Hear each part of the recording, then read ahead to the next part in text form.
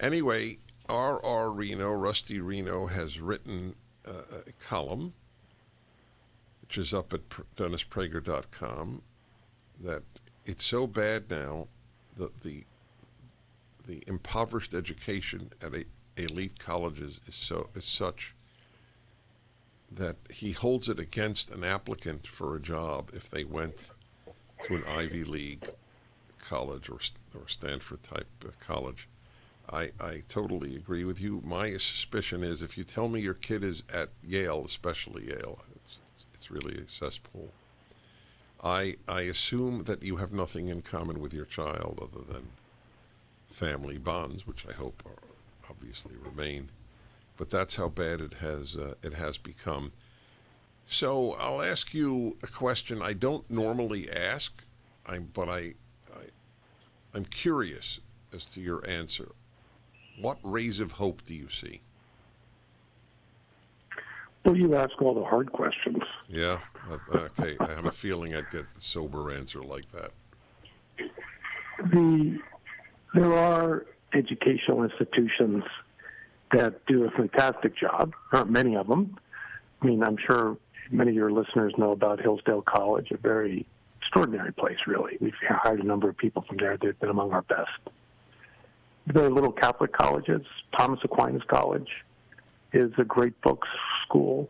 Really, I think it's top 25 liberal arts college ranked in the country.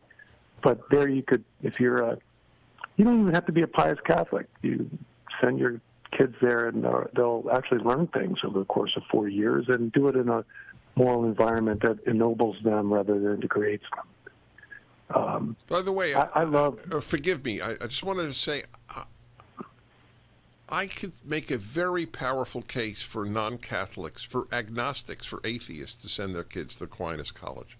What does it hurt to learn about a good religion from good people who are teaching it? It's a puzzle to me. Maybe you disagree because you said it was for pious Catholics, I think, and I was thinking it's for pious agnostics. No, I agree. I mean, it's the predominant, but I feel the same way. Send your kids to Yeshiva University That's in New right. York. At least yes. It stands for something. And I tell people to send their kids to Israel instead of it's for a break between high school and college. Send your kid to Israel. You don't have to be Jewish. Just send them to the real world. By the way, one of the great benefits of going to Israel for 6 months even is you'll realize how much lying goes on in the mainstream media when you realize you're not in an apartheid state. I agree. I think my son went to Israel for 9 months, and it was a great experience. You know, life matters there. People, you can't afford to live in this. You know, there's an existential threat to the state of Israel. You can't live in this dream world that woke America we're being plunged into. It is so interesting to me that your response was that you sent your own child there. You obviously a committed Catholic. Well, my wife is Jewish, though. Right. Well, so my kids went to. All right, so you but cheated. This is, I had to choose, right? So I would say my kids went to Jewish day school, K through 6. We would have gone all the way, but that's all they had in Omaha, Nebraska, where we were living. And people said, "Well, aren't you Catholic?" I said, "Oh, look, I would much rather my kids. I mean, my kids were raised Jewish, but I would much rather, even if they were being raised Catholic, to go to a religious school. If you're a religious person, is incalculably better than going to public."